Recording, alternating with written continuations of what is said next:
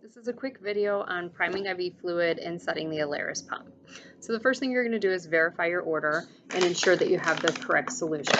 So our provider has ordered for 0.9 normal saline to run at a 10-hour rate, which is 100 milliliters per hour. So I've got the correct solution. Remember, 0.9 is isotonic. Anything above 0.9 would be hypertonic, 2 or 3% sodium chloride. Anything less than the 0.9 is going to be considered hypotonic, so that would be half normal saline. LR is also another common isotonic solution, very similar to the blood osmolality of 0.9. So we've got the correct solution. I'm actually going to be showing you on hanging it by gravity and to the Alaris. So I've grabbed this type of tubing that's 15 drops per minute. I've already done the math. So the provider has ordered 1,000 milliliters over 10 hours. So here's my dimensional analysis. 1,000 milliliters over 10 hours would be our given quantity.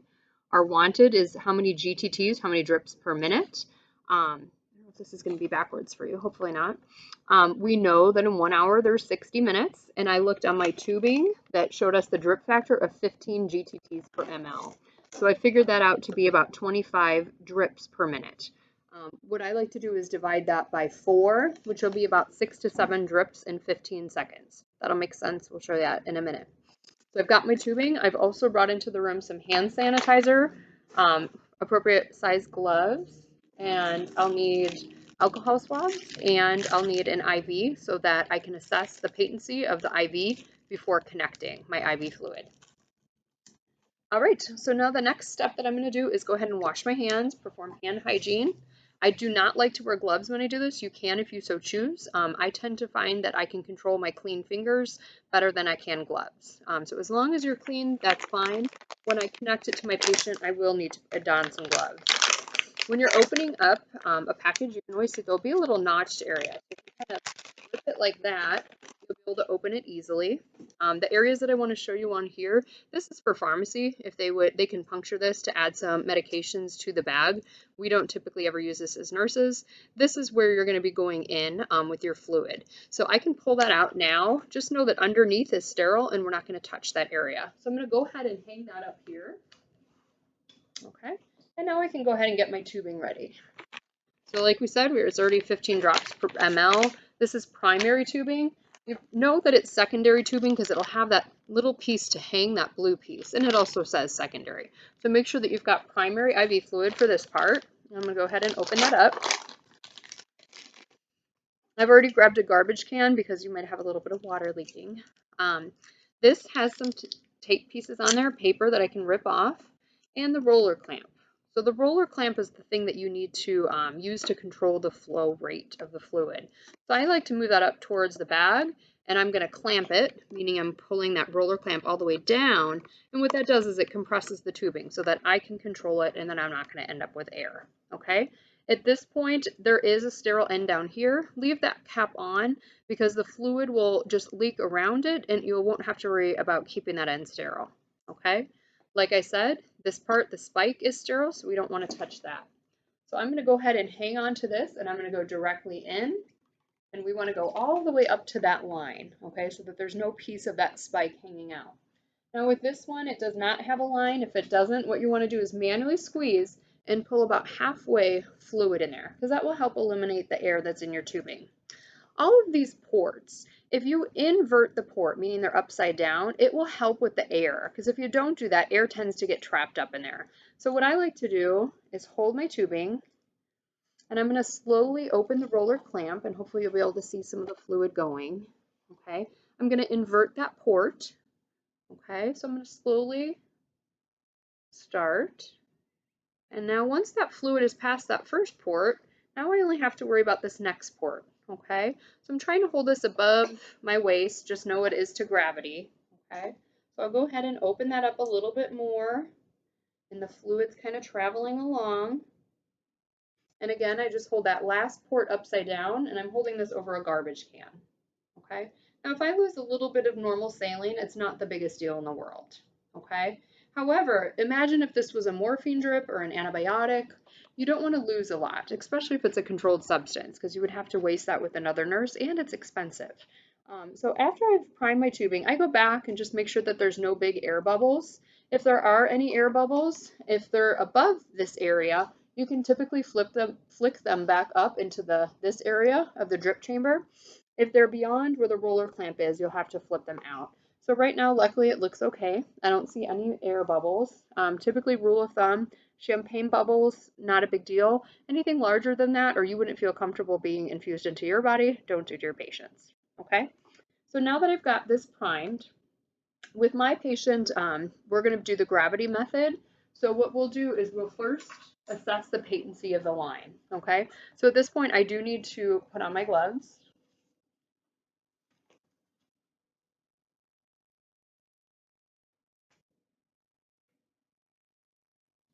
Of course, I got some water on my gloves, and I don't like going on when they're wet.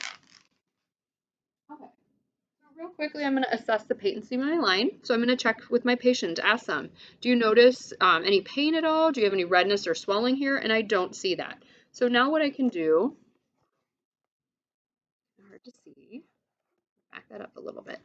I'm going to take this port with an alcohol swab, and I'm going to get my saline ready. Remember that these fleshes are pressurized and have some air in it. So before I do anything, I'm going to take off the top of it.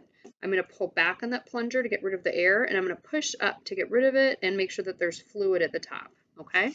I'm going to hold this, keeping it sterile, while I open up my alcohol swab, and I'm going to give this a really good flush for at least 3 to 5 seconds, okay? Once I have it clean, I'm going to go ahead and attach my syringe, okay? And I'm going to push a little bit of fluid and look to see if I see any redness or swelling. Now it's not going, and that's because I didn't unclamp it. So make sure that you unclamp your IV fluid or IV tubing first. Okay, now that it's unclamped, I'm going to go ahead and push. And when I'm pushing, I don't see any leaking. I don't see any redness or swelling. I've pushed about 1 ml. So now I'm going to gently pull back on my plunger. And do you see how I'm getting some red in there? So that's blood return. That's telling me it's definitely in the vein. So now I'm going to go ahead and flush with 3 to 5 milliliters of that saline, making sure that there's no redness, swelling, or pain. There's not. Okay. Now, if I was not coming back in the room, what I would do is clamp this site. Since we're going to be connecting it with our IV tubing, I don't need to reclamp it at this point because it's not going to back up that quickly. Okay. So now I've got my IV tubing that I'm ready to connect. Before I can connect it, again, I need to swab that hub for at least 3 to 5 seconds. Some students like to put that alcohol swab underneath then, so that if it touches anything, at least it's that sterile area instead of touching the skin. Now I've got my tubing. This is a lure lock, so it needs to go in. As you can see, it's going to go straight in and twist. Okay, so now I've got it connected. Remember that we've got our IV tubing clamped right here. Okay, so this is not going to actually infuse until I've opened it here. But remember, we're doing to gravity at this point. So now what I need to do is count. Remember we talked about if we're having that 1,000 milliliter bag infused over 10-hour rate, which would be 100 milliliters an hour, we can actually count how many drips per minute to determine how quickly this bag is going to go in. So if I don't have an IV pump readily available, what I'm going to do is go ahead and open up my drip tubing. And remember we said it should be about 25 drips per minute. If we divide by 4 is about 6 to 7 drops in 15 seconds. So I'm going to go ahead and start opening this up. And now you can see I'm dripping, but I'm dripping a little bit too fast. So I'm going to slow it down to where I think I've got about 6 to 7 drops in 15 seconds. And then I'm going to go ahead and start timing it. 1, 2, nope, I'm too quick. I'm going to close it a little bit more. This is a good reason why to have a clock with a second watch and not a smartwatch. So I've got 1, 2, 3, 4, 5, and 6. So that was 6 drops in 15 seconds, which is going to be about 24, 25 drops a minute, which is going to mean that this bag will then infuse over that 10-hour rate. Okay, I'm also going to show you how to program in the Alaris pump if we do have a pump readily available. So let me turn this around. Our friend's IV site. Okay, so with the Alaris pump, This is considered the brain. These are considered modules. In the ICU, I would have up to even 3 to 4 modules on each side. So you're going to head and turn it on by touching System On. And the first thing it's going to ask you as the nurse, is this a new patient? And that's helpful to you, because if it's not, it'll continue keeping the previous settings. For this, we're going to say that no, or yes, it is a new patient, because I'm going to show you how to program it for someone new. Okay. Now it's asking us to enter the patient ID. Now at some hospitals, you are able to scan the patient and it will know, and it also will then have the medications that they're on. We're going to tell it that we're going to select channel B. Okay. And I actually am going to now load my IV tubing. So with Alaris tubing, this blue one is going to sit on top here, and this blue key is what gets pushed in. Okay, I just opened this by pulling up on this gray area here. So you open the pump by pulling up the gray, sliding it out, and this blue area is just going to sit on top of the pump like so. And remember I said that key area fits in and snaps. Okay. Once I've got it loaded in there, we need to tell the pump what to do. Typically the silence button is gold, so we say silence is golden. If it's beeping, just silence it so that you can think, okay?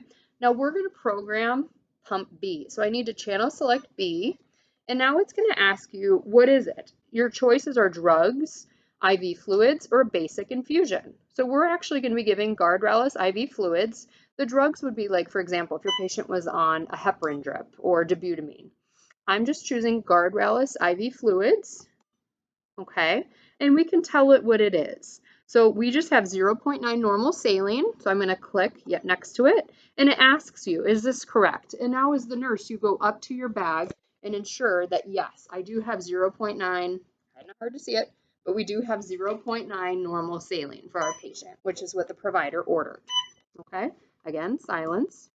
Yes, okay. Now you have two things you as the nurse need to key in. The rate, which is the ordered rate by the provider, which we already said was 100 milliliters per hour, and VTBI, which means volume to be infused.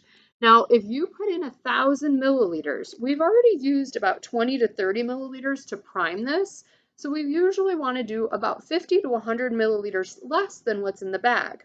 And the reason we do this then is because when it's running dry, you as the nurse have the ability to say, okay, I need to change that bag in the next 30 minutes, versus if it's bone dry, you need to drop everything that you're doing immediately to come in that room to change it.